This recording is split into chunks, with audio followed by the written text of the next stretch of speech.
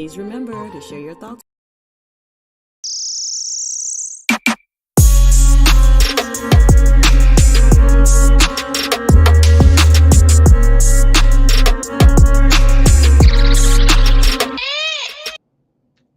Hello, everyone. Thank you for joining us today. Well, me today. I appreciate you all being here. Let's see who's here.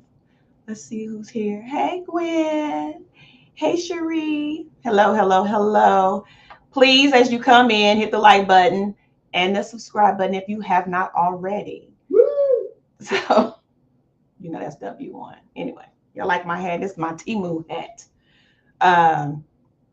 that I got over the holidays. That was one of my free items that I received over the holidays from Temu, because I am a Temu fanatic. I order a lot of little electronic devices and silly stuff. I don't spend way too much money on Temu. But anyway, so we know, I hope that you all had a good holidays, New Year's, and this is 2025. And so every Sunday we will be discussing 2025 and what's going on so far this year. Hey, Mel NYC. Yeah, Rolling Stones. Yeah, that's my t-shirt, my sweatshirt. I got it at H&M. I love H&M too. I like expensive stuff, but I love H&M. That's my place. I love it over there. Nice sweatshirts, good quality sweatshirts, and sometimes really nice sweaters too. So here we are. We are in 2025, and Donald Trump, we all know, was elected, and we are here for it. And we are going to, I guess, I don't know about y'all, but I go to certain blogs and I troll and I let them have it every little chance I get, because that's how I'm feeling. This is where I am right now. Like I said, the last live, I'm pissed off, and I'm still pissed off, and I don't know how long I'm gonna be pissed, but I'm pissed. I don't know if you are a lemon head like me, because I'm a lemon head, so that means I subscribe to Don Lemon's new YouTube channel. And I mean, he's blowing up, but I go there every morning when I sit down and drink my coffee and eat my breakfast, and I'm listening to Don Lemon. And today actually, I'm gonna talk about some things, and I was like, because he has a 10 o'clock in the morning one, and I think one at 5, and he's talking about the one at 5 o'clock that I noticed he was talking about the California fires. And I said, well, that's what I'm going to talk about. Is it an arson? So me and Mel NYC, we had a huge discussion on it. So we were just, me and Mel NYC be talking, honey. So, yeah, so we're going to go ahead and get into it. So like I said, go ahead and hit the like buttons and subscribe if you haven't already. So let's get started on this. Yeah, we had a good discussion. Donald Trump, that's y'all new president coming up, ? Because if you're on TikTok, and another thing, I don't know how long TikTok is going to be there, but if you're on TikTok, there's a lot of conspiracies theories going on saying that he might not even be inaugurated, but I don't know. So I'm not going to put that out there. Anywho, that's our new president. Well, yours, because I'm not claiming him. Okay, so 2025, welcome. Trump sentenced with unconditional discharge. So we all know that Donald Trump got sentenced, which means he is a convicted felon. And that's what people chose, right? So I'm on too many slides here. So on Friday the 10th, 10 days before he is scheduled to take control of the United States, President-elect Donald Trump was sentenced in his criminal case with an unconditional discharge, which means he will get no prison time or probation, and he's not paying a fine. Okay. Trump was found guilty by unanimous 12-person jury last May in 34 felony counts concerning falsifying business records to conceal a hush money payment to adult film star Stormy Daniels. He seems to like, those porno queens. He married one. Anyways, in the Stormy Daniels, in the run-up to the 2016 presidential election, making him the first former president to be a convicted felon. Watch this. All right. Under the New York law, an unconditional discharge means a sentence without incarceration, fine, or probation. Judges are allowed to impose unconditional discharge sentences if they believe no proper purpose would be served by imposing any condition upon the defendant's release, according to the New York law. Okay, I had to give a hand clap to those MAGAs who elected this man into office. He's, that white privilege, baby. He ain't getting no kind of fine or anything. Here are things felons are no longer allowed to do. Although Trump's official status as president of the United States may supersede some restrictions. As a felon, Trump may not be able to travel to these countries. There are 37 countries, including the US and G7 nations, such as Canada, the UK, and Japan, that deny entry to felons upon application or discovery of their status, according to the World Population Review. Although in some countries, it can depend on the nature of the crime or the length of incarceration. So if you can see there, these are the places, he can go and they don't have to let him in. Just saying. Can Donald Trump still vote? Florida residents with felony convictions in other states are ineligible to vote in Florida, but only if the conviction would make the person ineligible to vote in the state where the person was convicted, according to the Florida Division of Elections. Trump was found guilty in New York, and in New York allows felons to vote as long as they are not actually behind bars. He received no jail time or probation in Merchant's sentence. And Trump can still appeal the conviction, which he's doing, right?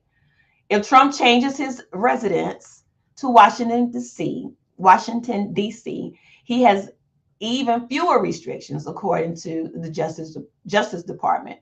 The Capitol does not restrict voter rights for criminal convictions, even if they are incarcerated.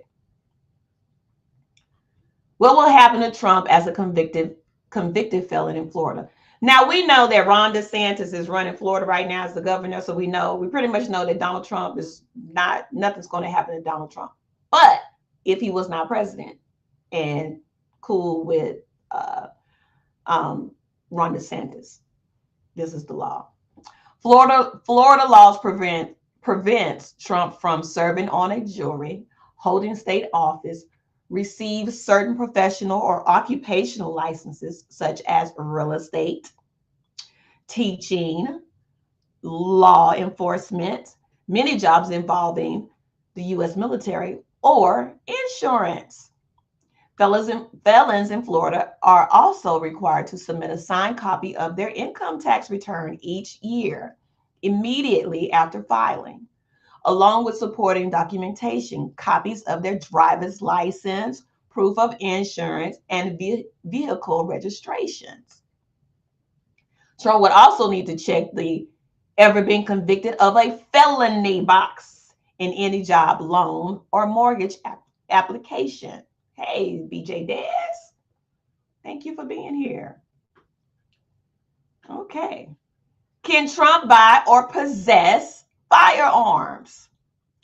As a convicted felon, Trump is not permitted to possess firearms, ammunition, or electric weapons in Florida, or he would face second-degree felony charges of 10 years imprisonment and or a $250,000 fine.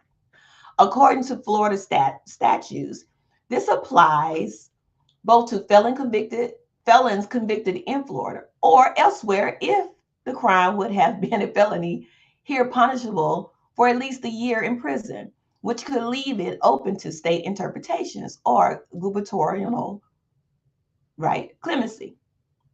State law allows felons who have completed their time to request restoration of firearm authority 8 years after the date of their release from supervision. But according to the Florida Commission on Offender Review, this option is not available for someone convicted of a felony in a federal, military, or out-of-state courts. Federal law prohibits the possession of firearms by felons, but specifies the ban restricts any person convicted in any court of a crime punishable by imprisonment for a term exceeding 1 year who also meets other conditions that do not apply to Trump, such as being a fugitive, an illegal alien, subject to a court order for harassment or stalking, dishonorable military discharge, illegal drug use, among others. It will be for the state of Florida and the courts to decide. Okay. Can a felon hold federal office? Me too, BJ Diz. The only restrictions to serve as U.S. president in the U.S. constitutions are: must be at least 35 years old, must be a natural born citizen who has lived in the U.S. for at least 14 years. Felony convictions are not mentioned, nor are they mentioned regarding serving in Congress. The House of Representatives has an internal rule blocking anyone convicted of an offense that can result in two or more years of incarceration from voting or participating in committee activities. But those privileges are restored if they are reelected. Other federal level jobs may be barred for felons depending on the offense and the office. Now, BJ says, I wish he would go straight to jail, shaking my damn head. Well, here's the thing. Had he not won office, I do believe that it's a possibility that he probably would have went to jail, right? Because right after he was sentenced, go ahead and hold on. Right after he was sentenced, Judge Marchand, I think that's how you say his name, Donald Trump went on his Truth Social and was saying how this is all fake, this is phony, this is why I got what I got. And Judge Marchand said, boo-boo, if you hadn't won, I could have given you 4 years to every felony. So you would have gone to prison. Most likely he would have probably went to jail. So, but because he won, and I think that's why the judge kept pushing it off and pushing it off and pushing it off until after the election, because I really believe had he not won, he probably would have put him in prison. He would have went to jail, but he quote unquote, he won, right? Me personally, only in my opinion, I don't think he won. I don't think he won fairly, because I think there was some interference that happened, either by, well, we know Russia interfered, we know Iran interfered in the elections. So, but, and I think that that alien Elon Musk interfered as well. But that's just my opinion, okay? So I hope, we're still free to give our opinion, because it is freedom of speech, right? That's what they ran on that too. So it's freedom of speech. So my opinion, he cheated and he got a lot of help. So there's that. Okay, moving right along. LA wildfires. So Los Angeles is no stranger to disaster, having weathered floods, earthquakes, and riots. But Tuesday brought one of the most devastating days in the city's history. The Pacific Palisades fire started around 10:30 local time. Stoked by ferocious winds, the fire quickly spread, soon engulfing more than 3,000 acres in that upscale community.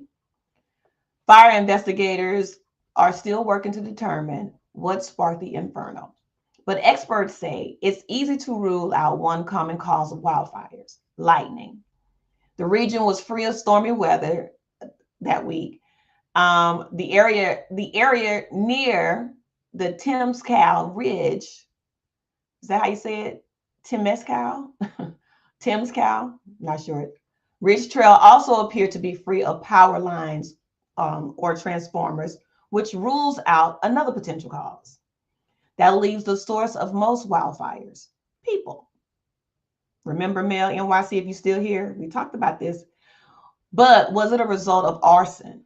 4 experts interviewed by NBC News said it was a possibility, but they thought the fires were more likely not set on purpose. This is what we call inaccessible, rugged terrain, said Rick Crawford, former battalion chief for the Los Angeles Fire Department.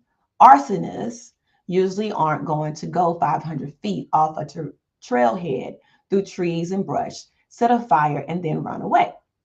Fires break out in the wooded areas on the edges of Los Angeles all the time, many of them caused unintentionally by homeless people.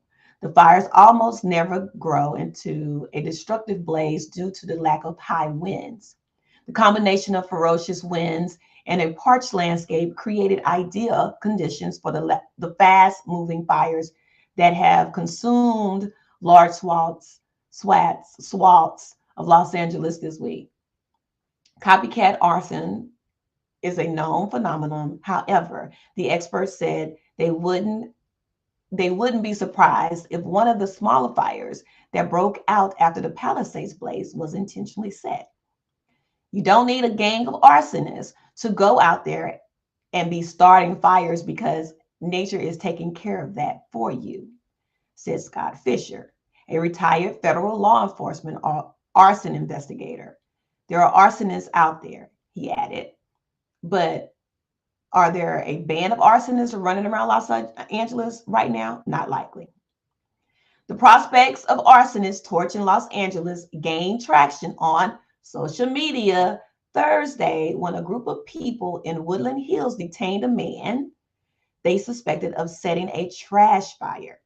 The man was arrested, but there was not enough probable cause to charge him with arson, police officials said on Friday. He was arrested on a felony probation violations instead. In addition to the Palisades and Eden fires, 4 others have burned across Los Angeles. The causes remain under investigation. A law enforcement task force has been set up to uncover what caused the fires.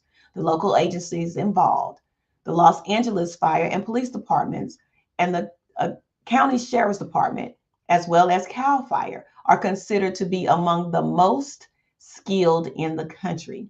The Bureau of Alcohol, Tobacco, Firearms, and Explosives is leading the probe. Everything is absolutely on the table, Los Angeles County Sheriff Robert Luna said at a Friday conference Saturday. It could take several days for investigators to determine the cause of the fires, determining whether a fire found to have been started by a person is a criminal act. And it could take several months or even years, the expert said. Okay. So here's my opinion. Now, I'm just giving you some information that I found online. Of course, like I said, I'm always going to give you the facts first, then I'm going to give you my opinion.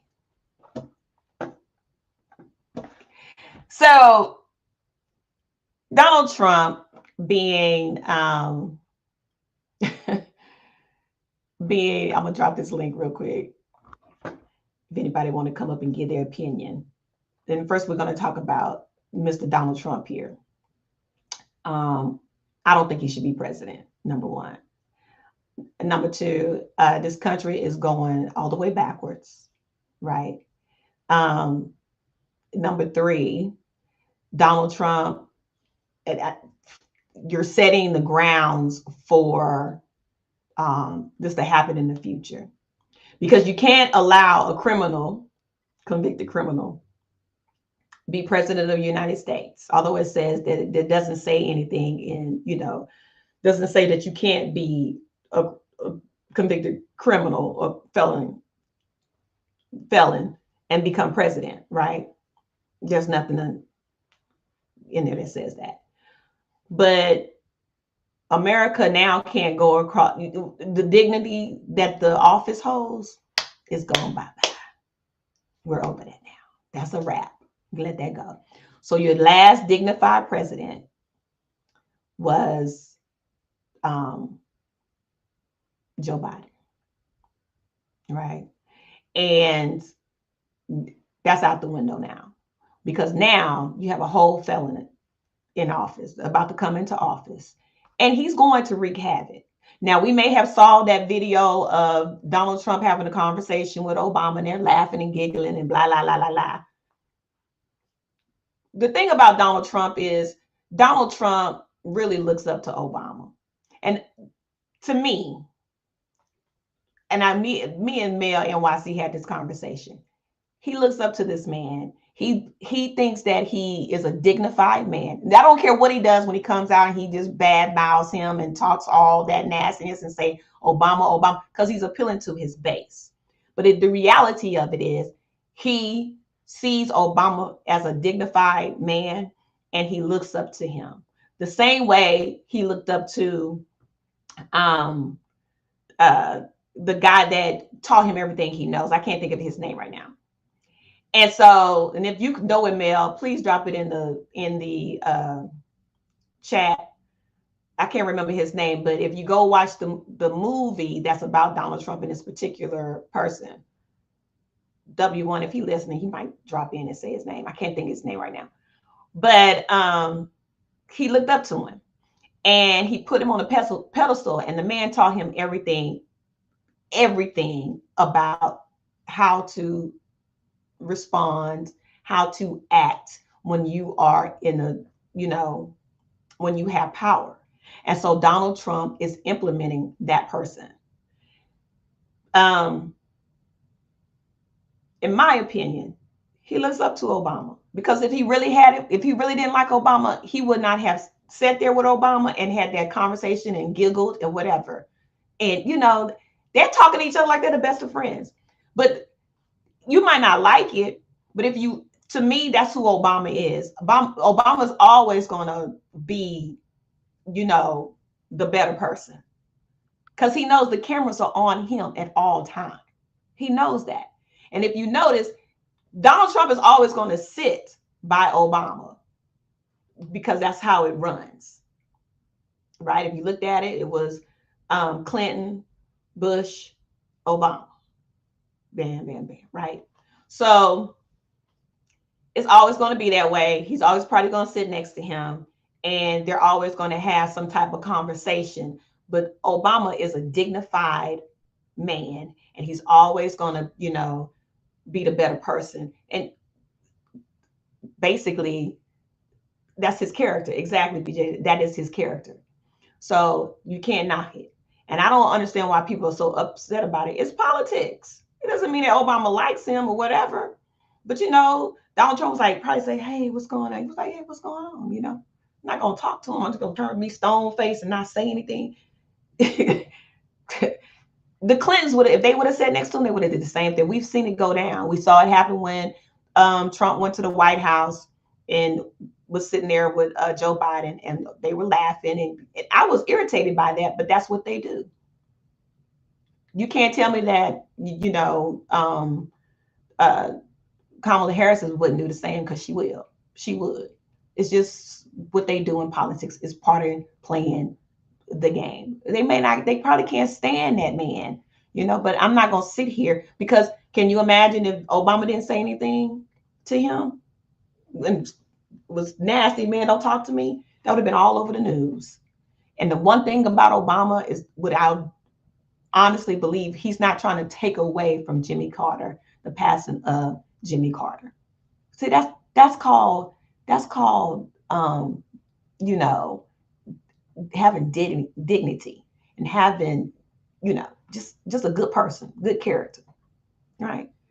Meanwhile, Donald Trump is complaining about the flag being lowered. He's pissed off about that. And apparently it's going to be lowered until the 29th. So that's that. Yes, they would have crucified Obama. They would have crucified him, and then on top of it, they crucified Michelle. I read a headline where they were going after Michelle Obama because she didn't show up. Because they don't have anything to fuss about. They're going to always find a problem with the black president and the black president's wife. Melania was over there. You should have been talking about that lizard-faced woman, how she sat over there looking mad and stone-faced and pissed off. Like she didn't want to talk to anybody. She looked pissed. She was upset. Why am I here? I do not want to be here.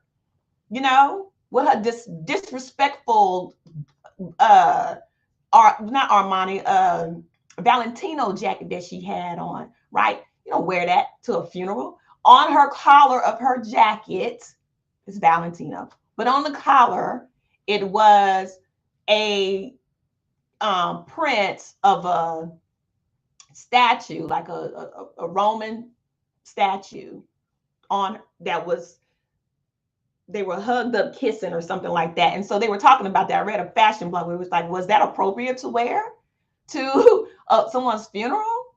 No, because it's just, and they said it's just like wearing that jacket she wore saying, I don't care, when they were, separating the children, the immigrant children at the border, separating them from their parents. And she had that jacket on saying, I don't care.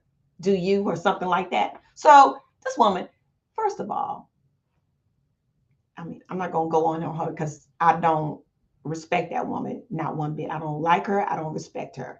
And I think that she is a disgrace to women that have entered the White House, all of them, because they were all dignified women that went into the White House. And then you bring this woman who slept with a man to get a green card. Okay, period. Anyway, yeah. So, and on to these wildfires.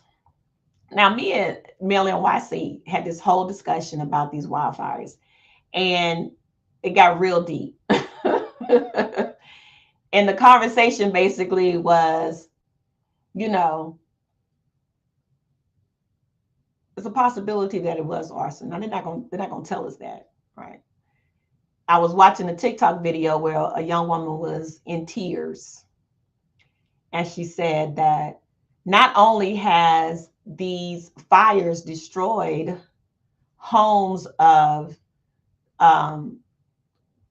well-to-do people and actors, and they're losing their multi-million-dollar homes. Kim Kardashian lost her home, $70 million burned to the ground. And she was really upset because she's saying that most of these people are people that just middle-class people or just regular people living day to day. And this is so sad. And so someone in the comment section had wrote and said, and a lot of those people are non-English speaking people. Was it done on purpose? And that's a little light bulb went in. I was like, that's interesting.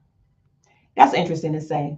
I don't know if you ever watched Selling Sunset, but I'm a huge fan of Selling Sunset that comes on Netflix. And I binged watched when I first started watching it because I love real estate and I love watching those kind of shows. I watch every real estate show that comes on on Netflix. I will binge watch them, literally. And Selling Sunset is one of the best ones. And they sold a lot of those homes in the Palisades that burned down. And the name of the guy is twin brothers, little short guys. They're like 5'5". They're called Oppenheimers. And they own one of the top real estate companies off of Sunset Boulevard. I don't know if they burned down or whatever. I don't know. But I did go research it. And one of them is actually donating his time to helping people find places to live because it's burned down, like it's gone. And so they had a lot of clients that purchased like these multi-million-dollar homes from them. And they, was saying that they will be looking for a new home. So they got to rebuild all over again in some areas. So in my opinion is that's a possibility it was done on purpose. Now that's the conspiracy is, I'm sorry, I'm reading your comment. That's the conspiracy side of my mind, saying it probably was burned down on purpose. Because why not wipe it out? There's no more land to be found, right? We can't build more land. But what we can do is we can build up, right? And so we're going to move along these people and we're going to start building up. And that way, because billionaires only think about making more money. And I know this is so nasty to say. This is really nasty to say. But billionaires only care about making more money. There's no such thing as trickle-down economics, people. Okay? Honestly, during this election, I had several Black men who voted for Trump. I don't understand what they think Trump will do for them. When Trump won, they threw that in my face. BJ Des, last week when I had a live, I was talking about how my husband we were out having dinner. I diverted a little bit, but I'm gonna talk to BJ Des about this so she don't feel so bad. Because we don't care about those men, because they're gonna learn when they're gonna elf around and find out, right? So my husband, we were at a gathering and with some of his old co-workers. And one of them said, the husband of one said, I really thought Kamala Harris was going to win. And he was like, yeah, I did too. He was like, yeah, but aren't you glad she didn't win? Because women tend to have are emotional, and women are moody. And my husband said, he stepped back, was like, what? He said, yeah, women are moody. So aren't you glad she didn't win? Because you wouldn't want a moody woman in office. Aren't you glad she didn't win? My husband said, well, let me go get another drink. So I'll be back, and walked off. And he didn't tell me till the next day. But I'm saying that because that was a Black man. And I think a lot of Black men felt like that a woman could not hold the power in office. A woman should not be in office holding power like that. And the stereotype that women are moody, and especially a woman of color. See, we are labeled as moody, attitude problems, right? Black women all the time are labeled like that. And I think, and I believe that's why a lot of Black men, although they say Black men, what was it? 82% Black men voted for her. But the other 20%, that's what they believe. They believe that women, especially Black women, have attitude problems and are very, very moody. And they don't have the knowledge, nor should they have the power to hold that seat, be president of the United States. Like a woman just gonna be sitting around with a finger on the button. I feel like blowing this up today. I feel like taking this down today. It's even like having a conversation, because even later on that night, I had a conversation with a man. And it wasn't a conversation. It was, we were going at each other with some random ass dude who basically got in my face and told me that she was not educated enough. And that's when I went left. But she wasn't educated enough, and she shouldn't have never she did nothing. She hasn't done anything. Like, what has she done? But it's okay. And what's sad about that, BJ, is that Black men will go against their own selves, their own what's best for them, and put a whole races into office. Now, just because Donald Trump was laughing and smiling with Obama does not negate that he's a racist. So it's like, till this day, I just read an article yesterday about Donald Trump still not apologizing to the New York Five, the Central Park Five, and they have a whole case against him. He's not going to apologize for that. You want to talk about somebody moody? Every day Donald Trump gets on Truth Social and is complaining about something. And to be honest with you, I don't understand why he even went to Jimmy Carter's funeral when he sit up there with his moody ass several days before, and complained about the flag being flown half-mast, and it's going to interfere with his inauguration day.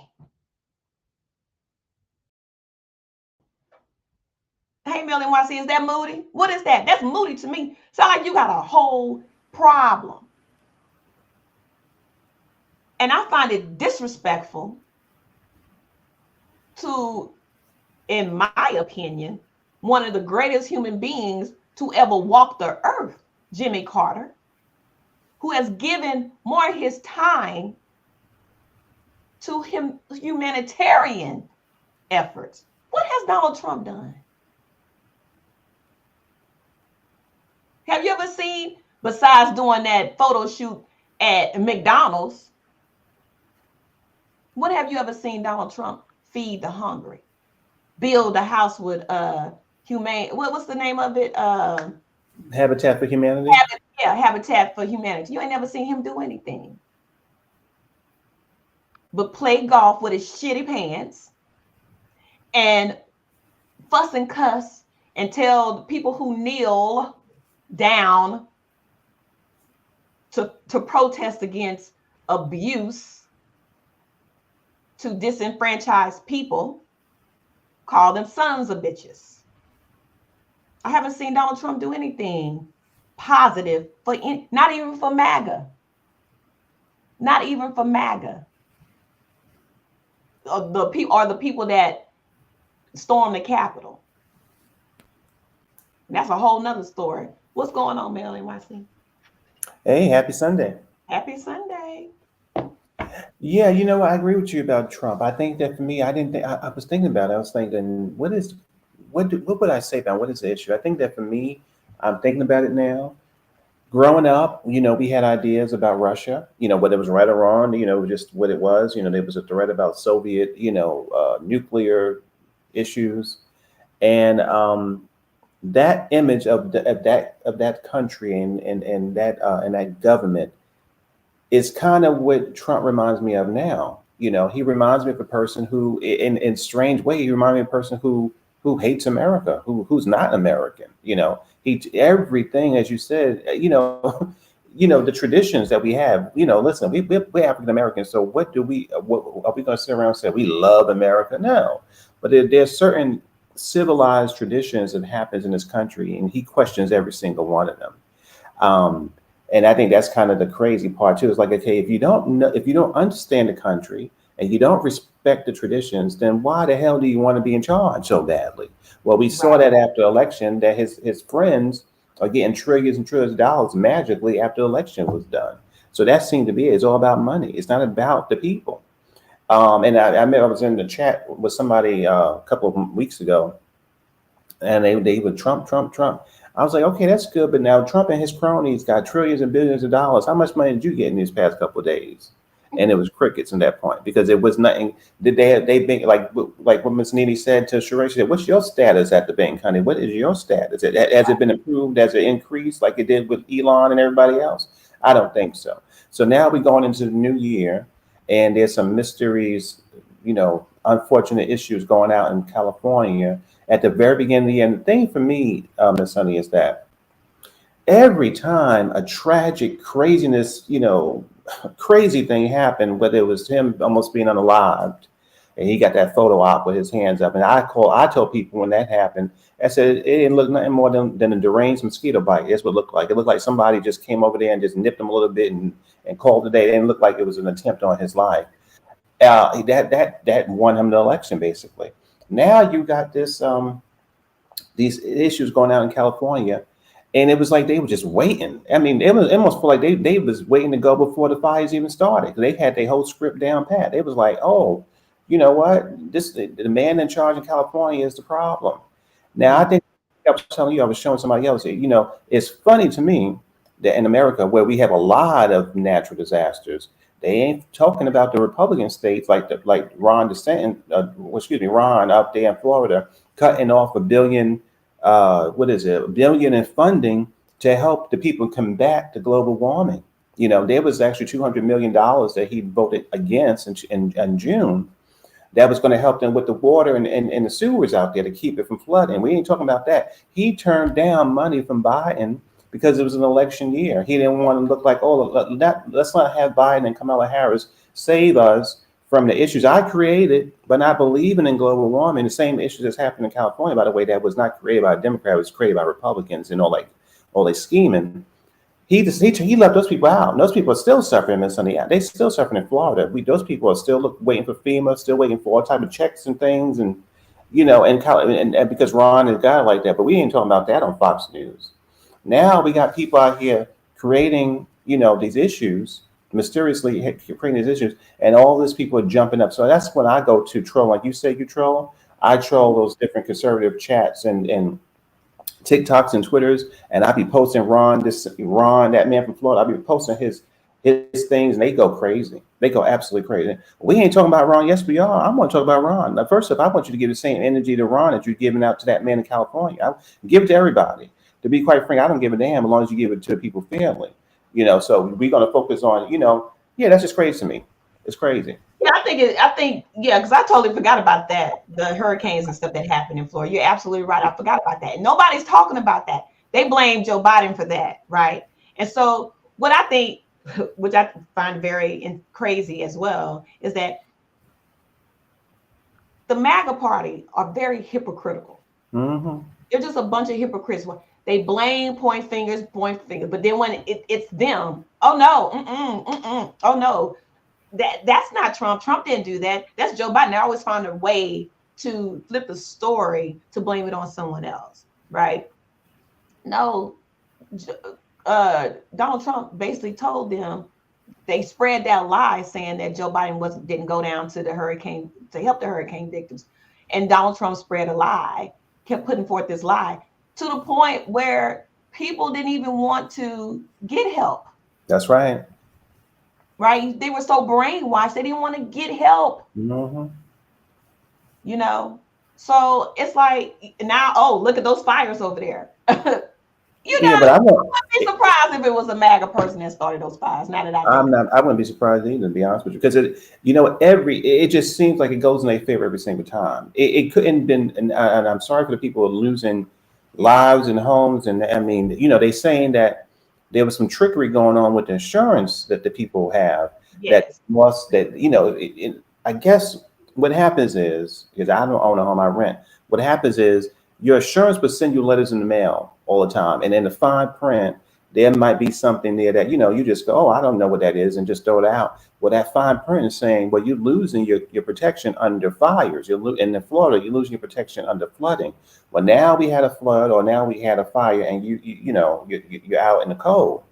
And so, if you can afford to take over that part of land that you had your property on that was burned down, well, of course, the corporation, the MAGA corporations will be coming right on in to buy up all those places that people can't afford to take back. So now they can turn into Bitcoin mines or whatever else they want to turn into. So it's very convenient that all these people are suffering, and we'll see in about 2 years who'll be buying up all those properties. Whoever, you know what I'll say this way, because this would be the best way to do it. Whoever's buying up multiple chunks and chunks of property in 2026 is responsible for the fire. And I'll say that. That's what I'll tell you. That's what we can. And the records will prove that. The records will prove exactly who's buying up everything. They are the ones who's responsible for the fire. That's what I'll tell you. Mm-hmm. I kind of, I find it very interesting that all of a sudden, but I try to give out the facts right now. I always say I give out the facts before I give out my opinion. And my opinion is much like yours, Mel, because we had this discussion, they, whatever the billionaires want to do, they're going to do. They're going to clean it out. Let's rebuild, because there was nowhere else to, that's what I was saying. If you go watch the show Selling Sunset, I mean, that's all they're doing. They're selling homes, and nothing is, they're building, but most of the stuff that they're building up.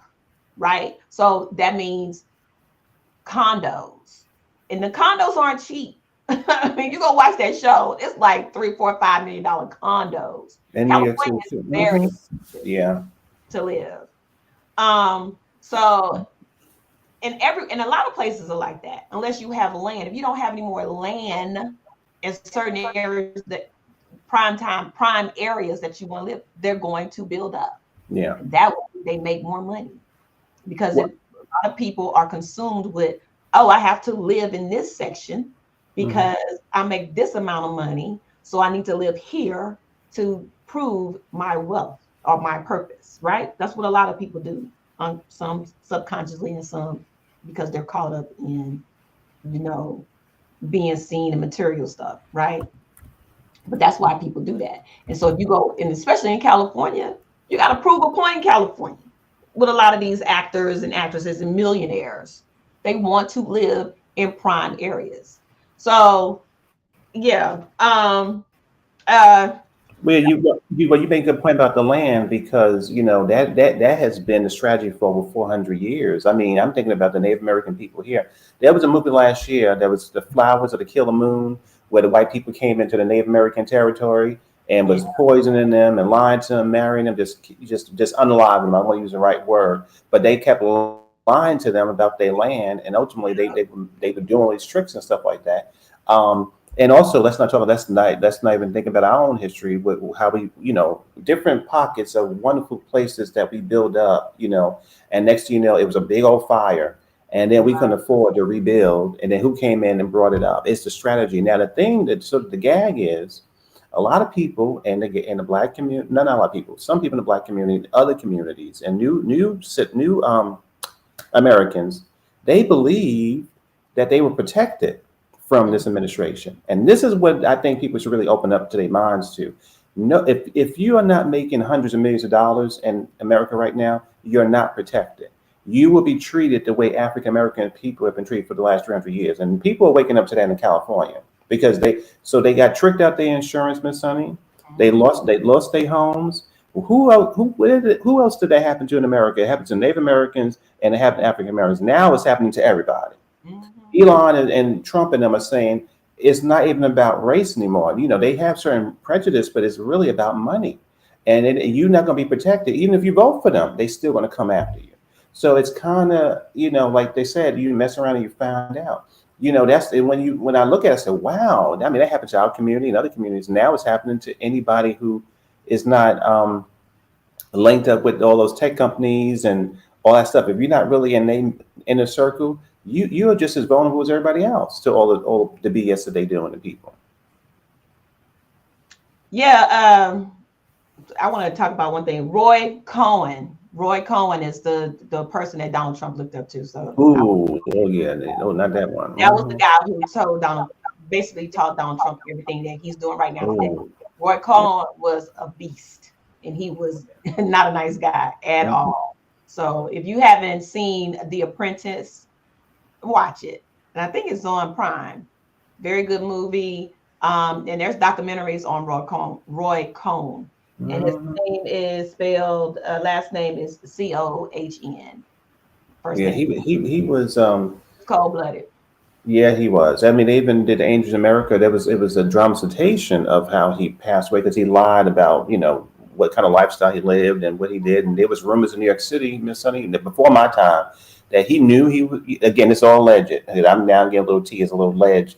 But back in the Paris's burning days, the people back in those days knew who he was. Come on now, let me read the room. Back in those days, you know, Pepper LaBeige and all the people, they knew who he was because they said he would come down to the ballroom in different, well, this all alleged. I'm talking.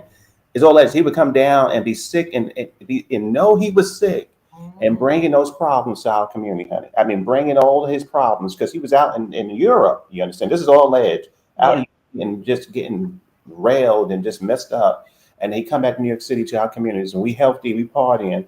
And he comes down with all these problems. The man was abominable, terrible person. Terrible. You know, how can you be sick and then go to a community who you kind of put in prison and you criminalize? You want to go take them to bed and then go to bed with them and know that you have all these problems. Anyway, I can go on about that. And now that you say that, which is so that you say that, this is crazy because if Donald Trump looked up to this person who happened to be part of the LGBTQ community, well, that's what the word was a homosexual man, and he looked up to him, and he taught him everything that Roy taught Trump everything, how to go in, deny. When you tell that deny, and that's exactly what Donald Trump does. Yeah, he does that. He follows Roy Cohn's, playbook. His playbook. He follows that playbook too. Very much so. And so that's what. So Roy Cohn didn't care about people.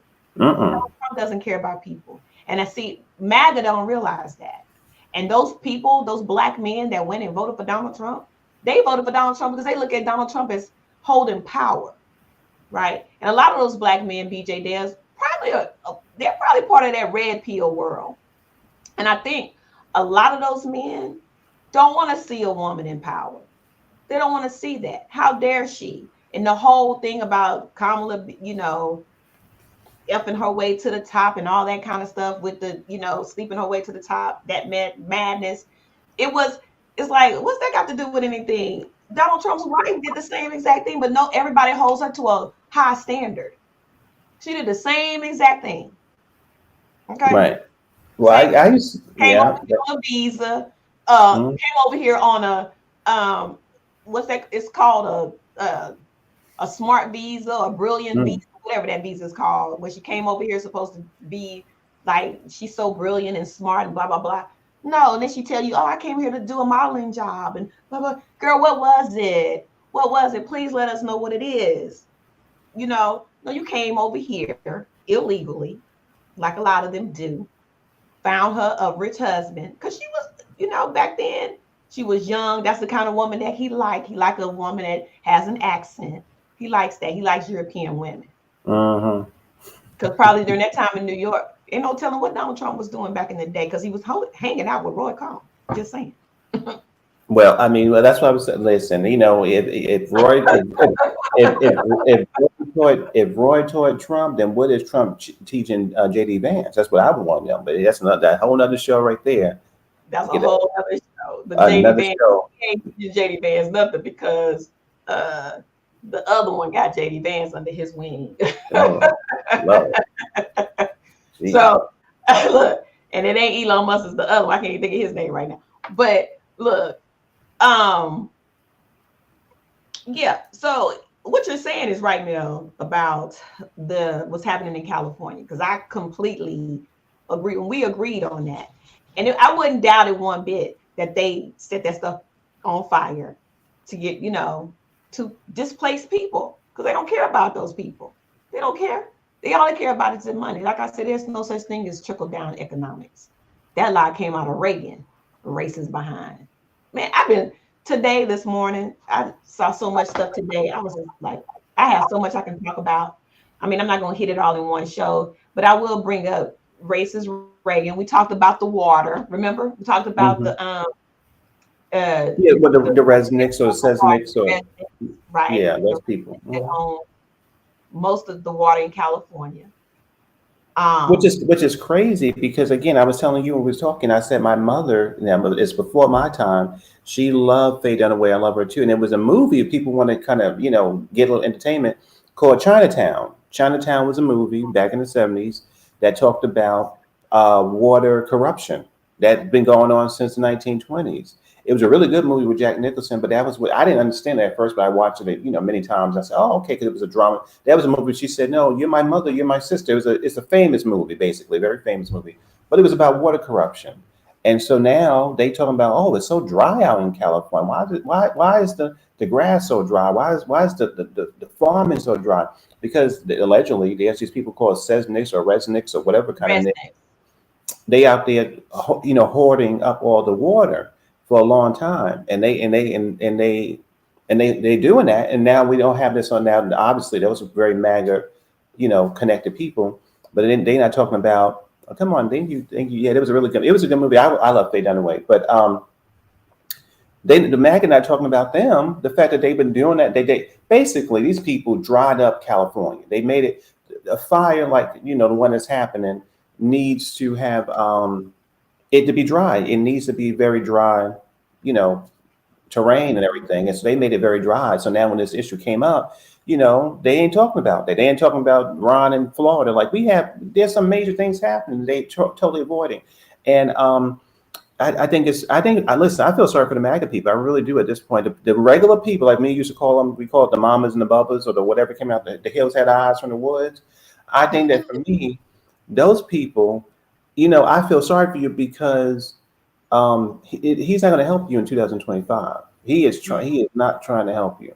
He's trying to take down people's houses, and this is the classic playbook. Even in New York City, I think Roy and all the people, if there was a slumlord, in a building with people of all different races in there, they would mess it up. They would turn off the heat. They would, blow up the building. This is classic. Destroy the person's property, make sure they lose money.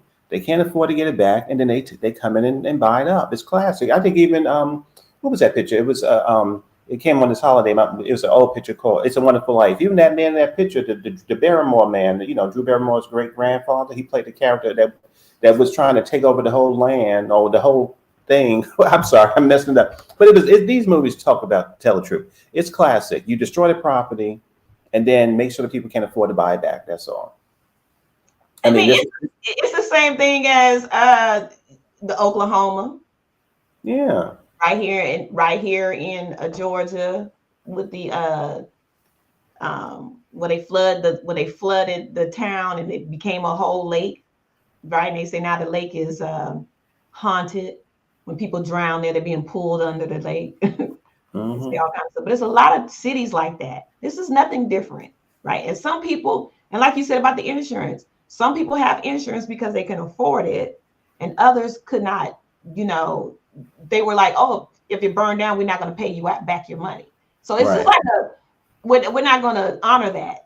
So it's like I've been paying into this insurance, and now you're telling me you're not going to honor that. So it's that's why people wearing those Luigi T-shirts right now, because people are so mad with these with the scam. Health insurance and property insurance, and God help you have an issue with your health, then they don't want to help you. And if you have an issue with your home, that's not even your fault.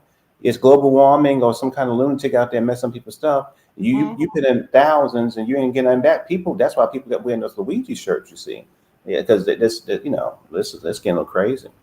It is greed. It is corporate greed at its finest, and it will continue to happen, and it's going to happen. So you have Elon Musk coming in right behind Donald Trump. Right. We had this discussion too. Coming right in. He's going to help Donald Trump run the office. Now, we were all worried about Project 2025. Was that a distraction? I think Project 2025. I think even the aliens were a distraction at this point. I think because they had us looking at the sky, and we should be looking at the woods. Like they was like, oh, look at the sky, look at all the lights and and next thing you know, California is burned. I mean, come on, this is too convenient for me. It is too convenient all of a sudden, right when Donald Trump is coming into office, saying, I think the whole Greenland thing is a distraction. I hope that I believe the whole Canada statement is a distraction. Something else is happening. I really believe that. I'm at the point where now I'm just like, this man is saying whatever he needs to say to get people distracted.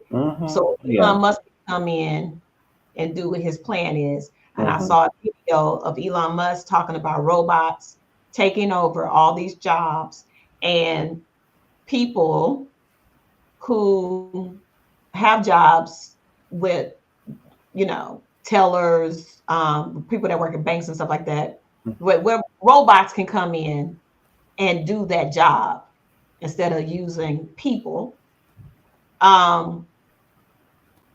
He's going to implement, his idea is to implement a universal pay.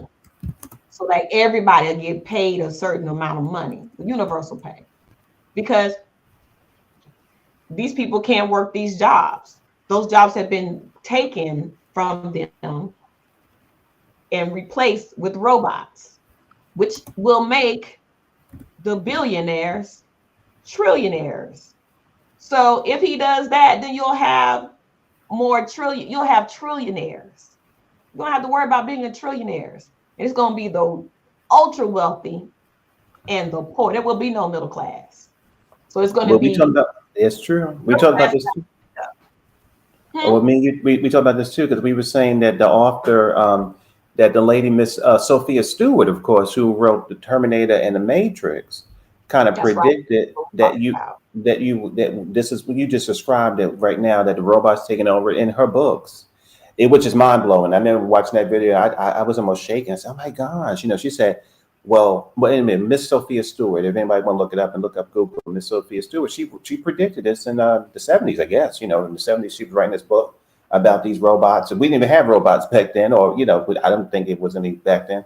But she predicted it. She predicted robots would take over in 2000. I think that the time we live in now. So yeah, I mean, it's that time. And I just saw a video of a robot.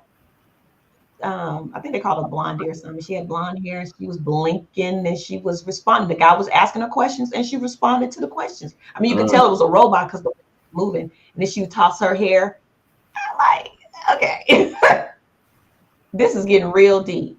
But once it gets to that certain level, right, you build them up right now. They're looking more natural. Their movements are just off. And when they're able to start moving, just like, you're not gonna be able to tell a robot from a human being. You're not going to be able to tell. And it may sound interesting to some people right now, but once those robots begin to take over, because however they are programmed, they will. And let me remind you, when I talked about this 2 years ago about robots, they will take over, but also you have to think about who is putting the information into their I'm about to say minds, into their algorithm. It's not Black people. So they're going to also be biased because they're putting in their biases into these robots, into these machines, right? Because we talked about that too. So it's not, so Black folks out here voting against their own interests. You think because power rules everything, and you want a man that's 6'4", that stands, with a stature and supposed to be this big time billionaire, and he can go grab him by the yin yang and he can say whatever he want to say. That's power. This is a whole uneducated man that knows nothing about politics just because he got in the office the first time. He didn't know anything then. He got lucky then when he got in the office the first time, right? And he wasn't doing anything. He was lying. Remember, picking up all his stacks of paper. I got stacks of paper this high that I have to read. You don't read. He was signing off on stuff. I'm going to dismantle everything that Obama did. Why? Because he was told to do that. Because I'm going to go in and dismantle everything he did in office. And when he dismantled that stuff, what did he do? What happened to this country? He had how many trillions of dollars did he spend? Because even Nikki Haley said, what was it, Mel? $3 trillion or something like that. It was a lot. It was a lot. It was trillions. And so he spent trillions of dollars on bullcrap. While he was out there playing golf, he was just signing off on stuff. And this is what he's going to do again. This is why he has Elon Musk and Vivek Ramaswamy. He put somebody, Gwen, that's part of Project 2025. And I think it's the man who said that, oh, Donald Trump, he's lying right now. And let me tell you, Project 2025 is going to happen. So he placed someone in his cabinet. He picked the person who wrote part of Project 2025. You also have who's part of Project 2025 is JD Vance. So, you know, Project 2025, and that they've already started implementing it. We talked about that with reproductive rights. Even now, P-Hub in Florida, I believe, has gotten shut down. Pornhub, I don't even think I'm supposed to say it, but I'm not monetized, so it doesn't matter. Got shut down in Florida, which is part of Project 2025. They want to get rid of PORN altogether. And that's in Project 2025.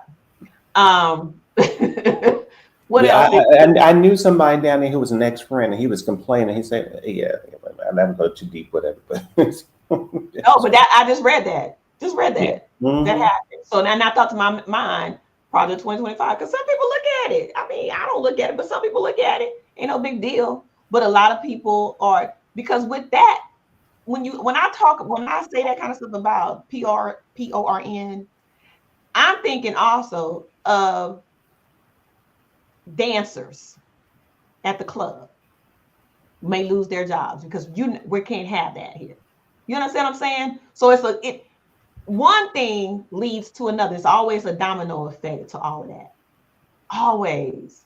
And what people don't realize, I believe, is that they want one thing not to happen, and they don't realize that it's a domino effect that affects everything. Just like they put a felon into office, MAGA did. You don't believe that next 4 years, next 8 years, another felon to come up?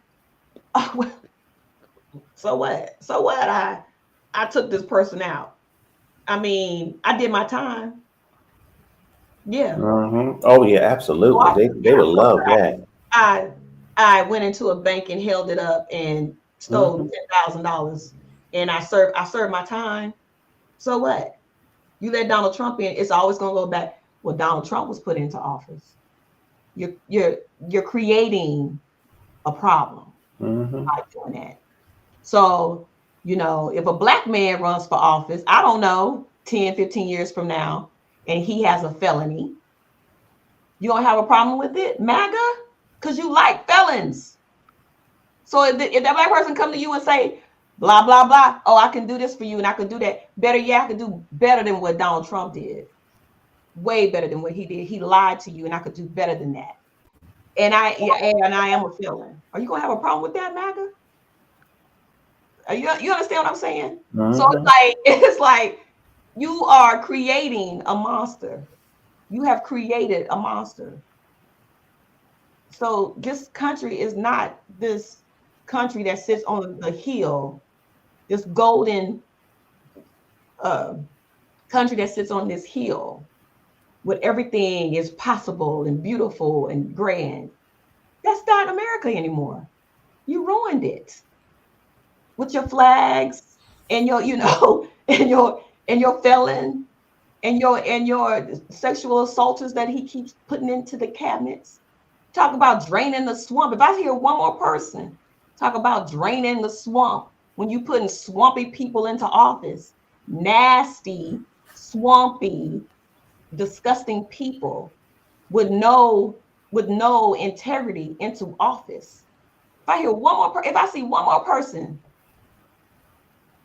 and I hear one more person and talk about how great, God bless our president, Donald Trump. I'm like, what? It is the hypocrisy for me. He shouldn't be talking to Obama. It's like, jealousy. When people are, people are mad that Obama talked to him. Well, that's who Obama is. That's his character, right? Donald Yeah. Trump is showing you two faces. That's why I said Donald Trump has respect for Obama the same way he has respect for Kamala Harris. Now, he may get up there and run his mouth for y'all MAGA folks. He over here running, flapping them lips together, lying, talking that madness when he know deep down inside. Donald Trump gave money to Kamala Harris's campaign when she was running for office in California. You saw that? I think it was a clip I saw today of Donald Trump. He was talking to a reporter. I'm not sure if it was. It was maybe during Obama's election or maybe before. He said, it's just plain simple. This country always runs better by a Democrat, and when a Democrat is in office, what he said, we have the best economy. There was a clip going around. I just saw it today. I guess it was from years ago, whatever. I think it was on Donahue. Yeah, and so I was like, okay, see, that clip's going around. So. Yeah, listen. The good thing is too. I mean, the thing that didn't change is that what did he get? He got 77 million. She got 75 or something like that. And about 6 million people stayed back who voted for Biden. So the good news still is those 6 million people are still watching. Now, obviously, you voted for Kamala Harris, and our vote ain't changing. And in 2026, I'm voting Democrat again. 2020, I voted Democrat again. The eyes of those people, the 6 million people who kind of stay back, they were too, overwhelmed, or they didn't care, or they didn't whatever. Those people are watching him right now, and 9 times out of 10, because I was watching something on NBC or whatever, 9 times out of 10, those people are going to vote for any Democratic person coming up who's not Biden or Kamala Harris. They're going to vote for that person against whatever MAGA puts out there in 2028. Those people are looking for a good reason to vote Democrat again. They didn't vote this time, but they will vote again. So that's what I mean. For me, the MAGA people are in trouble. I do feel that. I do feel they're in trouble. They loud and stupid, but those 6 million people, they watching everything they do in California. They're watching all this kind of stuff, and maybe this will, give them the reason to get up there in 2026. 2026 and 2028. They looking for the reason. They didn't have one this time, at least in their minds. I don't understand it. I don't know. I'm sorry, Bill, because I was reading BJJ's comment. She said they going to murder me, and a robot is going to replace me. They won't know it's me. They won't know it's not the real me. Scary. Isn't that what the Terminator was trying to do? Yeah. No, the Terminator was going after the girl because she was because her son was supposed to be the beginning. The savior. The savior, yeah. Yeah. I don't think they're gonna replace. I don't know what they're gonna do.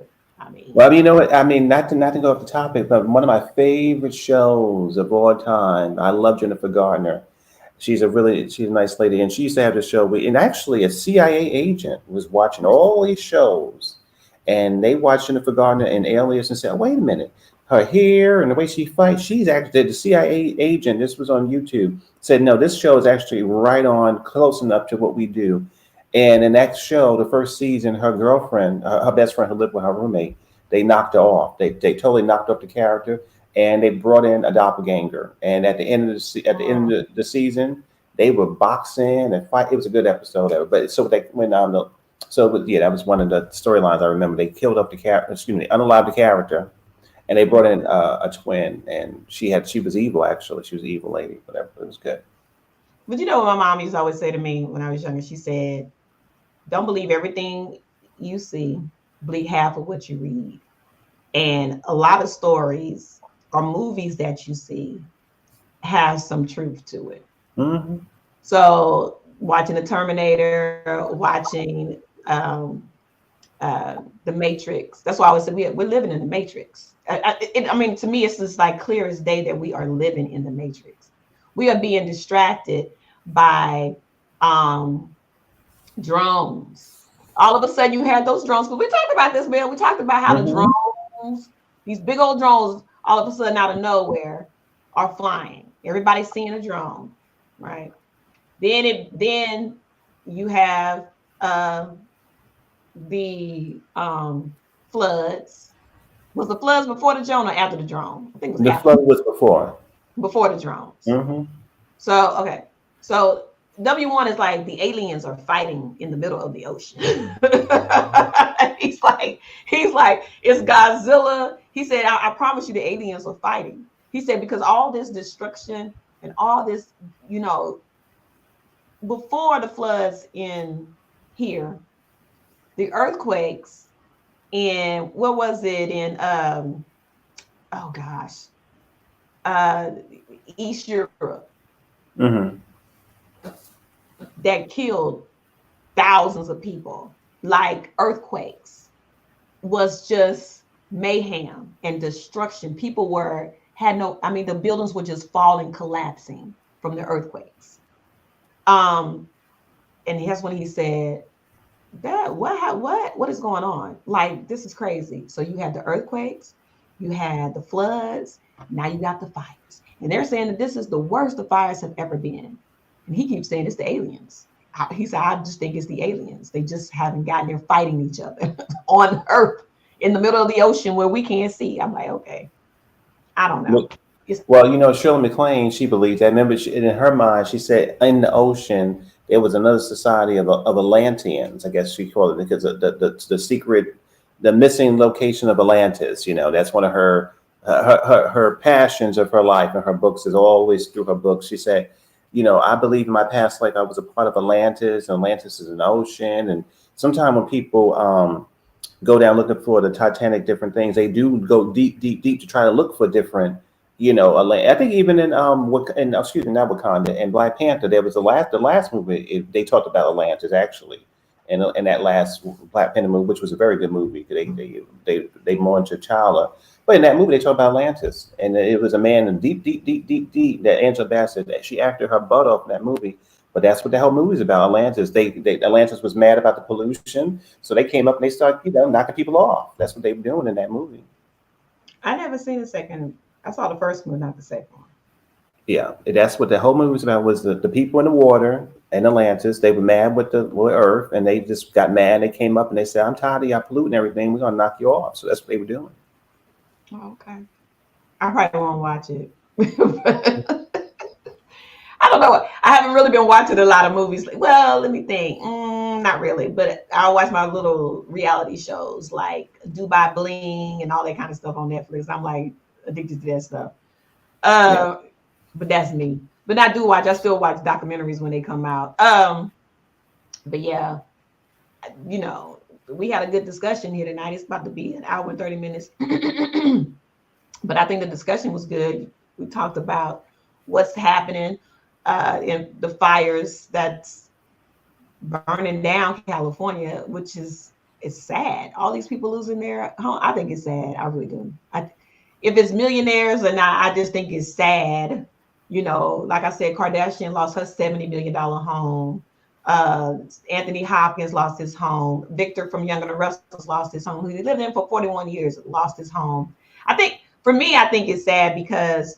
And I met what's his name, Eric Brayton, years ago, and I remember I met him with a friend of mine because he was doing something at one point at an event, and he talked the way the characters, my family, they loved that show, whatever it was, and he said, he came to me and said, "How the hell are you doing?" I said, well, I said, "I'd be the hell fine," he because his character says his character said, "What the damn," or "What the hell," whatever the character say. But he was a very nice man. He's from Germany, and we had a good conversation. I had a conversation with him about the Holocaust and a lot of stuff. I remember that was one of my experiences with my friend or whatever. He was a good guy. He was really good, down to earth, and funny. And he was, what's his name? Oh my gosh, it was a guy on that show, Christian LeBlanc. He played one of the characters in that show that passed away from unalive himself. He said in some of his interviews that Eric Brain was like a brother. He said, "Oh, this man's giving me like my uncle, because that was the vibe I was getting from him. Even though he's a white German man, he was giving me my father energy. Like he was giving me black man, basically. I'm telling you, off, in real life, he's a very down to earth man. So I'm sad that I didn't know that he lost his home. Very, very nice man in person. Lost his home.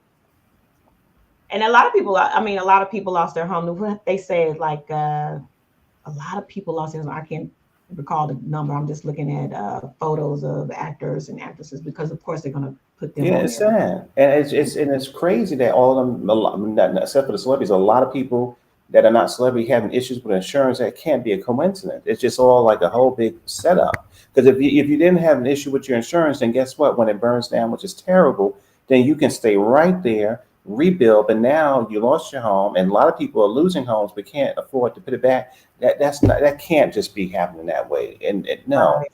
and that's why I That said we. that land alone is that land there because those people are on prime properties. Yeah, very much so. That's Yeah. like living in like your grandmother lived On the in Upper East Side. Up, yeah. yeah, gentrified, Yeah. right? Somebody come, the taxes are high, but y'all still keeping up with the taxes and stuff, and she still has her small home amongst all these larger homes Yeah. that no one can afford because they charging millions and millions of dollars for them. But this house is paid for, and all you have to do is pay the taxes, and it may not equal to the houses on either side. So Mhm. now someone comes in and burns it down, the property, if you have no insurance, you're done. And they Yeah. can come in and take your property from you, which is going to happen to those people, right? They can't Yeah. afford to live there. They can't afford to pay the property tax. They can't afford to build there because, you know, that's why Well, we need. see, for me, and now I'm not a lawyer, but if I was if I was in those people's position, I would try to start a class act. I'm not a lawyer. I would try to start a class action lawsuit against those resident people for contributing to the drought that they were having because they are worth billions or trillions. I would figure out a way to keep my land for the best I can. I wouldn't leave California unless I really had to. But I would definitely. I mean, again, this is all alleged. I'm not a lawyer because not. But if I was those people, once they heal, because I know people have passed away too. There's a lot of people, passing away, issues out there and all that. When they get a chance to you know, um, think, what's also sad that a lot of them. I was watching something that got me. It did get me in my emotion. They said, "I didn't know that was my last Christmas in my home." Now that got me. That got me because I said, "Damn." Christmas was a couple of weeks ago. That got me very hard. So, when people are still getting up the holiday, they never do it in a million years. They were going to New Year and everybody like, oh, the New Year. Right. Yeah, they're like, oh, New Year, let's get, lose weight, let's make money, and bam. So it's a Man, shock. I saw one not TikTok, but a news coverage where a woman was talking about her father, and he didn't get the bulletin in time to tell him to get out of his house. He said, we're safe right now. The first one he got was like they were set, and he went to sleep. He was an older man. I think he was like 80, Oh, yeah. and he fell asleep and didn't wake up. He died. Mhm. And the house was burned to the ground. It's Oh, like, it's I was crazy. like, that's sad. That is so sad. It's like, it's just sad. And if someone started this fire, if it's somebody that, want to clear out the neighborhood so they can make Mhm. money, right? That's disgusting. If it was an arsonist, which they say that who would climb down there and do this and da da da da da da da da. It wasn't a brush fire, it wasn't electricity, it wasn't this. Then what was it? Then what was it? And if Mhm. somebody did start it, they didn't mean to start it. It wasn't done on purpose. Well, you already know how dry California is. Why would you even set up a fire? You understand Yeah. what I'm saying? This is like those little things, but they say you won't find out until months to years. You don't know Mhm. who Well, if started. I was people in that community, I would not, because you know what? This is the last thing I was saying. I dropped down. We had this idiot who's now running the government. I was watching another report, another video, when he was like, "Well, when I get in office, I want our allies from around the world to come into our country with billions of dollars, and I don't know why it takes, the process for, I don't know why it takes 14 years for some of our allies to come into this country with all this money." And he looked to somebody around him. He said, "It ain't gonna take 14 years anymore. Let's try and make it within 2 weeks. A 2 week process for something that normally for the past whatever years to vet and all those processes you do to bring in foreign things. Because when you bring in anybody from foreign, you don't know if it's a terrorist. You don't know if they're trying to take over the spy. It's a reason why it takes that long to deal business with other people. It takes 14 years. I'm sorry. That's just the Republican and Democrat. They all knew this. This is the policy. He turned around and said, I don't think it takes 14 years. No, it takes 14 years to really understand the deep investigation of that entity coming into this country. He said, no, it's going to take a couple of weeks. We're gonna move it. We're gonna move it past a couple of 14 years. We're gonna move it to a couple of weeks. So for me, when the government or whatever come out to these people and say, oh, it's going to take a couple of years. Well, if that idiot can get some people coming in here and we don't know and don't trust, and it takes 14 years with a rational mind, and and he's going to say it's going to take a couple of weeks. Well, if he's our president, and I didn't vote for him, but make him come out here and help these people with these investigations, and if it's going to take 14 years for that, let it take 2 days for us. Get your ass out here to California, and do something, and stop blaming people. I was gonna say this too. I think it's crazy, because I grew up in a time, and we all did, where I live in New York City. We had September 11th happen here. Mm-hmm. We had Bush, we had the people. Now, mind you, people had the ideas and stuff like that. But in that time, when people were passing away and they didn't know where the bodies were, we didn't have this. I missed the time. Not that I missed that event, but I missed the time when something happened crazy in America. And as Americans, no matter what side of the aisle you're on, we came together. We didn't go right to pointing or to blaming. Because could you imagine? I mean, what's his name? Bush. I didn't like him, but he showed up to New York City. So that's what I'm saying. We need that. That's the times. That's what we want to go back to. It doesn't matter what political side you go to. And Bush wasn't innocent, and people, yeah, and so the thing is, that's what we need. America's going to have these issues. They're going to have the Katrinas. They're going to have the floods. They're going to have issues in California, whether it was made by political reasons or not. When it does happen, as Americans, we want people to say, you know what? Let me come out there and let me do what I got to do. That's what I think. I mean, September 11th happened, and people were able to come together on both sides, at least temporarily before they do. Because the business of politics is to blame each other. I know that. That's what it is. But at a certain point, when people are passing away and in the middle of the crisis, you have to put it down if you're really a leader. But George Bush wasn't that way, right? George Bush never did that. Part of politics is debating each other and throwing little jabs at each other. That's part of it. And like you said, it's also part of politics as when something catastrophic happened, everybody comes together. That's not who Donald Trump is. And I don't really think people want to work with Donald Trump. He wants to play the blame game. That's all he does is point fingers. And if you recall, when California, I believe, had something happen, I think it was fires then, Donald Trump was like, he was not helping California. Do y'all remember that? I think that happened in 2000. Oh, yes. That's what the governor brought up in the news today or something. Right. He wouldn't even help them. He wouldn't send them money, anything. He let them suffer because it's a Democratic state, and he didn't get along with Newsom. So Donald Trump, I don't know, was it Governor Newsom at the time too? I don't know if he was, but I know he was in a report. He said I don't think he said I wasn't even in office yet. I remember how we were dealing with, these issues, and he didn't want to help us and all that. But he didn't want to help California then. So can you imagine? And he caused problems for the people in the South had the hurricanes by telling them that Joe Biden is not trying to help you. Joe Biden is lying. He caused problems to the point where people did not even want to get help. They didn't even want, because what they were telling the people, if you get help from FEMA, they're going to take away your homes. You're signing your house away.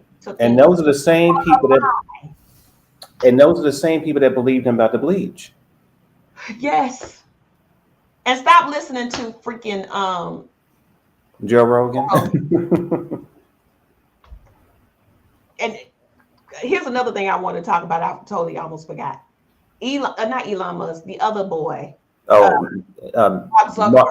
we go. Okay. And this whole freedom of speech stuff, and they're telling me that they were fussing and cussing at me and telling me, I don't need to put up the C-19 stuff and allow these people to say whatever they want to say. It's just part of free speech. So this is what I have to say. Since everything is about, let me tell y'all something. I used to be subscribed to Twitter, X, formerly known as Twitter. And I said a few things about Elon Musk. I got blacked out for 24 hours. That's a fact. Not once, several times, because I talk mad crap about Elon Musk on his own stuff since he talked about freedom of speech. I got blocked out 2 or 3 times. And so they're really not about freedom of speech.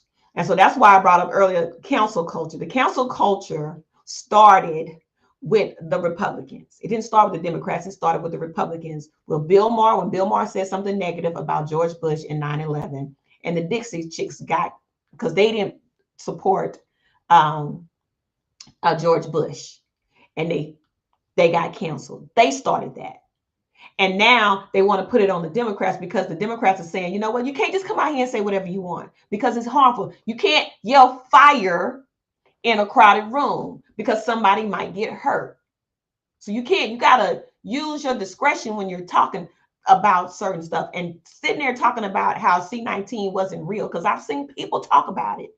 You know, I'm not wearing masks. I'm not getting vaccinated. Then don't get vaccinated. Nobody's stopping you from getting back. Don't do it if you don't want to do it. That's your business. Now, if you don't survive, talk to your maker when it come down to it, right?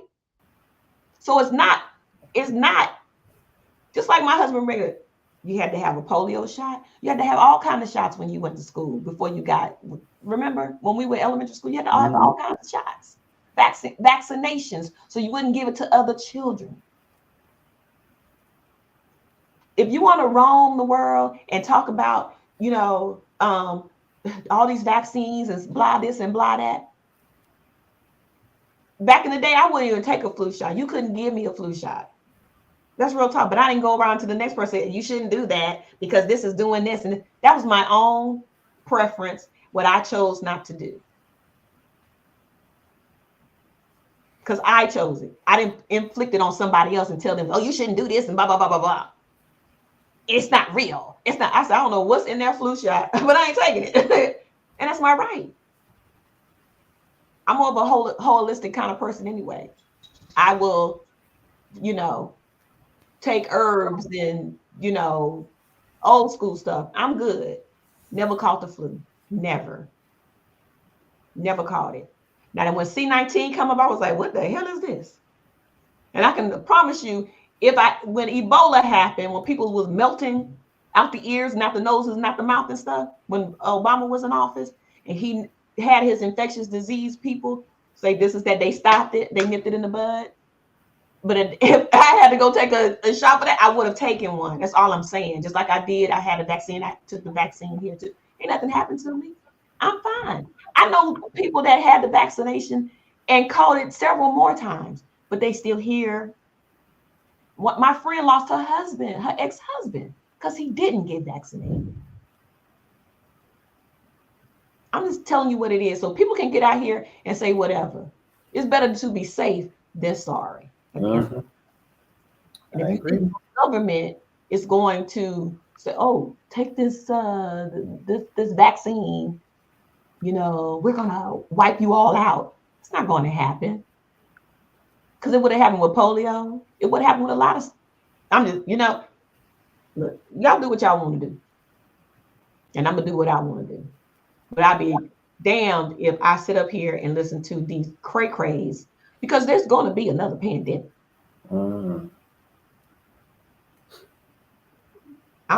We can sit here and act like it's not going to happen. It's going to happen, and it might happen within this next couple of years that Dum-Dum is in office. Because remember, he's just going to do whatever everybody else tell him to do, and he's going to come out on stage with his stacks of paper, scratching out everything Joe Biden did.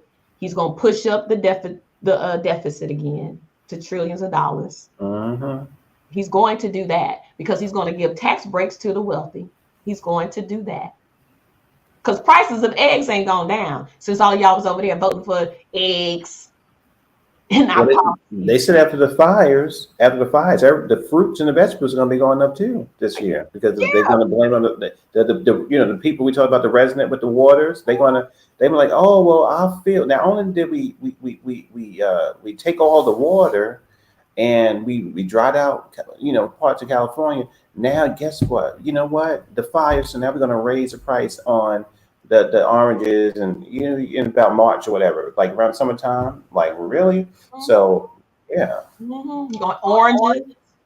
You're right. It's gonna be a whole but I can't find. Let me tell you something, which is so funny because before we went ran some errands today, and my husband was like, get some eggs. And I went over there to get brown. I said, there's no brown eggs. There were no brown eggs. I was like, what? I just like the brown eggs. I don't know why. I'll eat an egg laying white egg, but eggs are eggs, but I prefer to look at the brown eggs. I don't know. I don't know why I like brown eggs. I mean, I grew up eating white eggs, but it doesn't matter. It's just the way the chicken lays the egg. I don't know. That's true. You know what? For me, I love Martha Stewart, and I remember the time I saw her. She had her own chickens. I never saw. I didn't grow up with a farm, but in her show, she had her eggs. They were, excuse me, she was so rich, Miss Honey, they were never refrigerated. Hello. She said, my eggs are never refrigerated. I go to the coop. I get what I want that morning. They are warm. Like since the egg come from under the chicken, it's like, I guess room temperature. She don't have it in her refrigerator. I said, damn. And so then she said, because when you put it in the refrigerator, it changes the texture when you cook them up. If so she basically take it from the bird. She wash it with soap because, you wash it off. And then she cracked them open. The eggs come out brown, off-white, white, like all different colors. I said, well, my God, I never saw that kind of grown up. But the omelet she made looked absolutely delicious. She put a little cheese, a little salt and pepper. And I said, wow. So my grandfather had chickens and we get the eggs too. But even when I lived in Europe, they didn't keep their eggs refrigerated. The guy I was dating, his mother, she didn't keep her eggs refrigerated. She kept it in a bowl. Yeah, right. Because I guess they know that it keeps all fluffy and all, I say, wow. In a bowl, and I was like, she don't refrigerate her eggs, but because I guess they're not pasteurized, maybe they had something to do with it. Yeah. But I was gonna say too, I think that what I've learned is that, for like maybe some misinformation that's going on in our communities, where they go, you can't buy organic, you can't buy local, it's so expensive, so da. But I will say this, that when this kind of this disasters happen, especially in supermarkets and big chains are going to be where the most expensive prices happen. But for me in New York City, we have many different farmers markets. And if you make a list and you go down there and you get to know the people, you can, like for me, I know it's controversial. I actually grew up on liver. My family, again, most of my family's from down south too.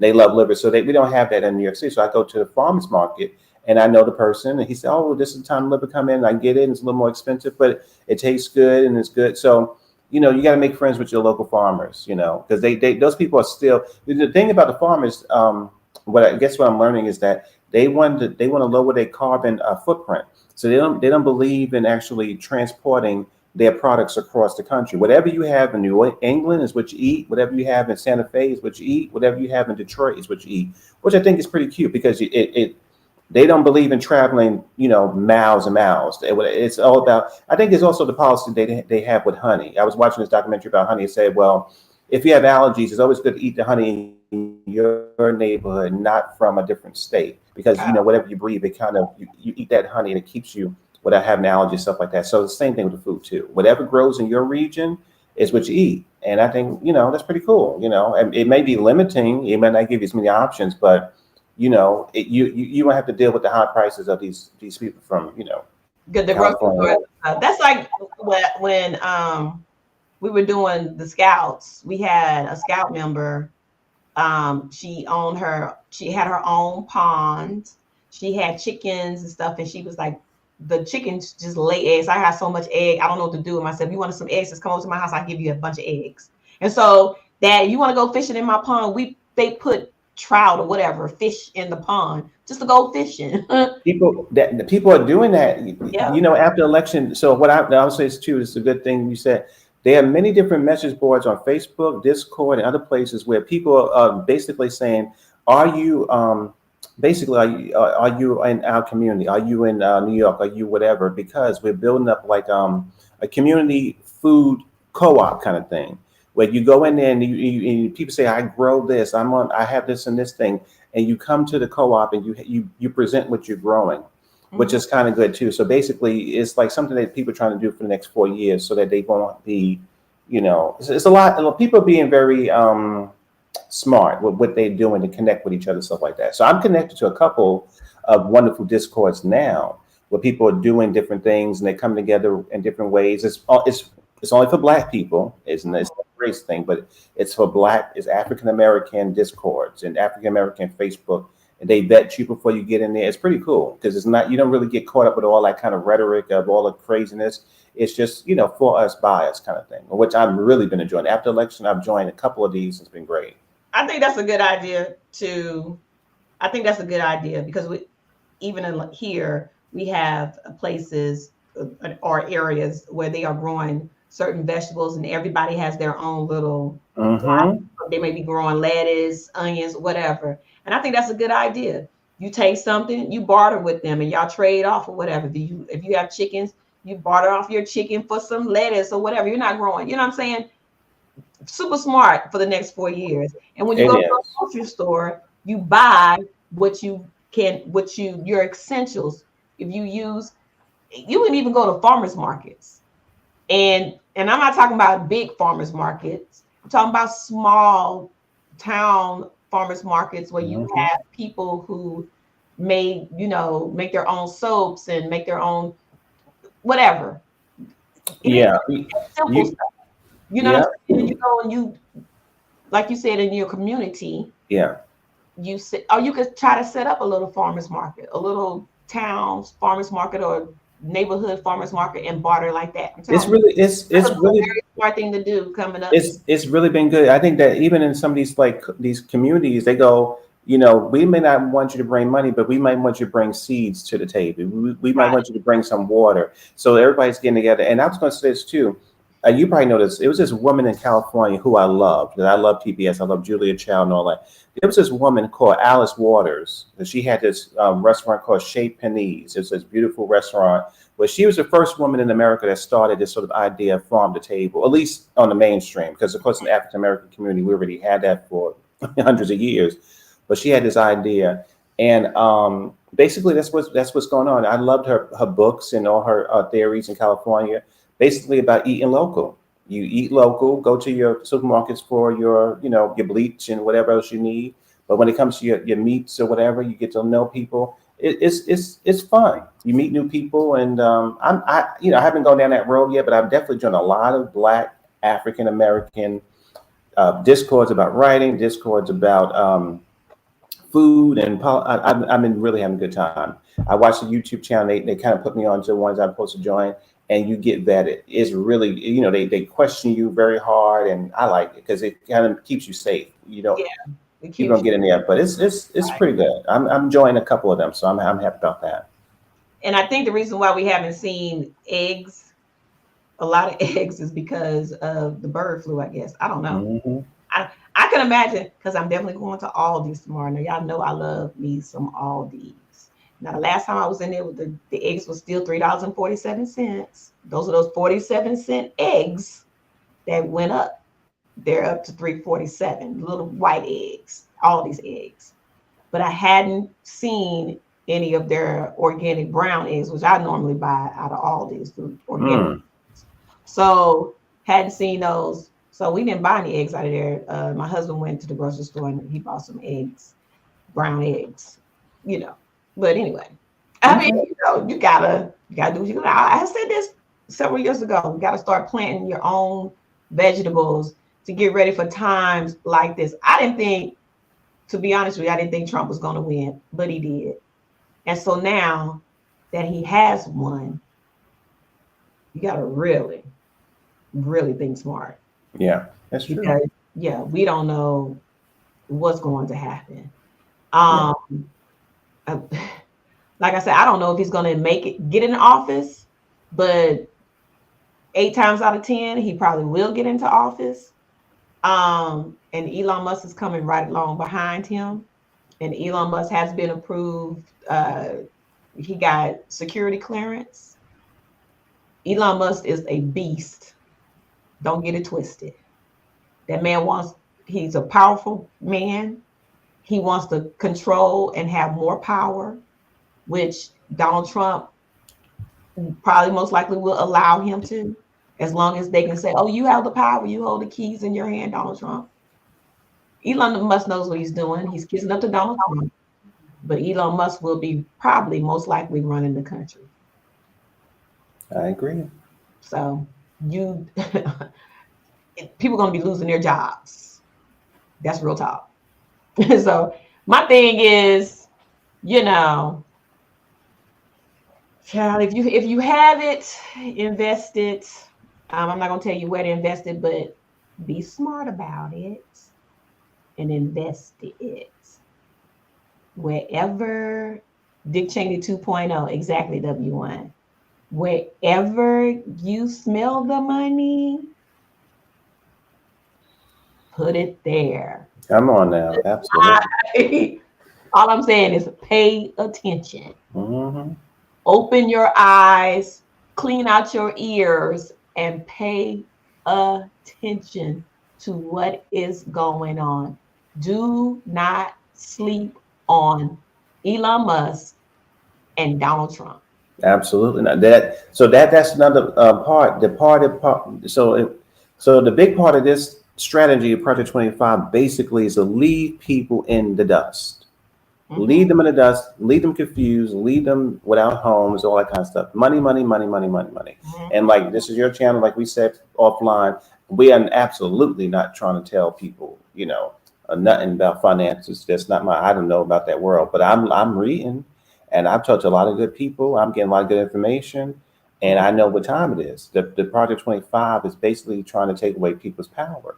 So if you get in those messages, if you find a way to be a spy and get up in those spaces and really understand what's going on, what they are so happy about. Because how many times have I asked one of these voters, why are you so happy? I asked a Black, Dominican, every person I could. They just were vague with me, Miss Sunday. They didn't want to tell me nothing. So I got up in there and go, yeah, oh, this is great. Yeah, I'm excited. But now I'm getting information. How about that? I'm getting information about what's really going on. So and if they get rid of TikTok, I'm telling y'all right now, getting rid of TikTok, it's a reason why they're getting rid of TikTok. You got to think about freedom of speech. That's all they were hollering, freedom of speech. Mark Zuckerberg, yeah, they try to shut me up about C-19 and what I was doing, blah, blah, blah, blah, blah. Freedom of speech. But you're getting rid of TikTok? Okay. Mm-hmm. Well, you get a lot of information from TikTok. I'm just saying. You go over to TikTok, there's a lot of information because people everywhere over TikTok are just conspiracy theories, a lot of knowledgeable people as well, right? You just got to really weed out. Use your discernment, right? Your common sense when listening to some of these people. Because I'm going to tell you right now, what did I say my mom used to say? Don't believe anything that you hear and half of what you read. So when you watch the news, Donald Trump wasn't lying when he said fake news. Because not only is Fox fake, but a lot of those news people, they probably were telling the truth before, but they don't do that anymore. No, they don't. Because they're not owned by, good people. So proprietary. These are owned by corporations. Mm-hmm. And CNN showed us, MSNBC showed us what side they were on. If you go look that stuff up, who owns these big companies and own the televisions, the TV, the news and stuff like that, you're going to see those are Trump supporting people. Now, Trump is in office. Trump is about making who richer? The 1%. So figure out where they're putting their money. Absolutely. Well, with that, I'm going to drop down. This was a good conversation. We had to be politically correct because I know when we had our conversation, we just went total conspiracy theory. We you know what? I think we were speaking the truth. We know the truth, but because YouTube is so funny, we can't say it up here. But we know the truth. We know. That's what I'll say. We know what's going on, And I'm not scared. Nobody's scared. It's always good to know the truth and just be smart and act accordingly. And I feel I'm praying I actually know a couple people in California. There's this woman who I know. I wouldn't say her name, whatever, but she's like a drag queen. You know, been in the game for a very long time. Very popular, very funny. Me and her been talking, and she's good. And so I've been praying a lot for people that I've known out there. Hell, you know what? I'd say here, even Levon, I pray for him too, because me and Levon talk, and he's good. Everything's fine with him too. But a couple of people, it's been people have breathing issues, all type of stuff. So, listen, I'm very sad for people, but I think that when they get their mind together and they, get out of the state of shock, they'll realize that this didn't have to happen. Something happened deliberately, and they are due, their homes again at least to get that money back, from the insurance company, get it back from not from the state, but from the government or from the billionaires. They got to figure out something, and I hope that's the next step for the people this year. So that's what Yeah, me too. I hope that the people who lost their homes and stuff like that due to the fires in California, I just think it's a sad situation, especially for people that are living paycheck to paycheck. Well, there was I forget the name of it. And I feel sad about it. There is a historical Black community that's been totally wiped out in California. I wouldn't say like Harlem, but they was showing that they was even saying that not in South Central, but it's communities out in California, obviously, where the fire people didn't get out there fast enough. They felt totally ignored. The community had to do their own, water hosing of their properties, and the Black people basically didn't, they didn't get much service. So they were a lot of, and some of those people, that's all they had. Yeah. Everything is gone. They have nowhere to go, and then they're price gouging too on hotel rooms and renting out places. They're price gouging these people, which is against the law in California, by the way. Yeah. But I'm on what's her name, Miss Halle Berry's thing, and she's showing people different free places to get food, free places to get Airbnbs, free places to get clothes. She was out there today, a couple hours ago, in person, handing people coats and clothes and Pampers and stuff at this store and out there, whatever. So, they all doing what they have to do. Okay. But all right, I'm gonna drop down. It was a good conversation. I'll talk to you soon. Okay, thanks, Mel. Thank you. All right. So yeah, like I said, guys, be sure to just pay attention, keep your eyes and your ears open.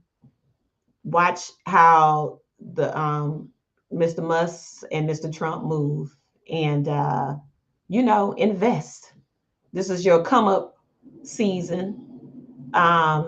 Let this be your project 2025. Don't get caught up in anything what has to do with anything that don't be afraid is what I'm trying to say. Don't be afraid of what is going to be put out into in the government, because all that stuff will be able to be the next 4 years in 2028 when there's another election. And in 2020, what is it, 25, 26, when there's a possibility that we could flip the House back over to the Democrats. So be prepared for that. We are in a fight for our lives. That's all I'm saying. But keep an open mind and be prepared for what's to come. And don't be scared. Just be ready. Okay. So I will love on y'all on Sunday. Okay. And we'll be back with some more interesting things to come, because we already know who's coming in. All right. Okay. I love on you guys later. Thank you so much, BJ Dez, for coming over. And I hope you are subscribed to the channel, because it's been a while since I seen you, girl. And thanks, Gwen. Thanks, Mel. Mel, thank you for coming up. Cherie, thank you. Thank you, Jay Roberts. Thank you for being here tonight.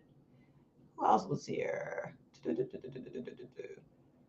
Someone else was here that was funny. But I appreciate everybody coming in and supporting the channel. Please hit the like button and the subscribe button, the share button if you don't mind. And Truth Seeker. Thank you, Truth Seeker. And I appreciate you all. And I will love on y'all later. Peace out.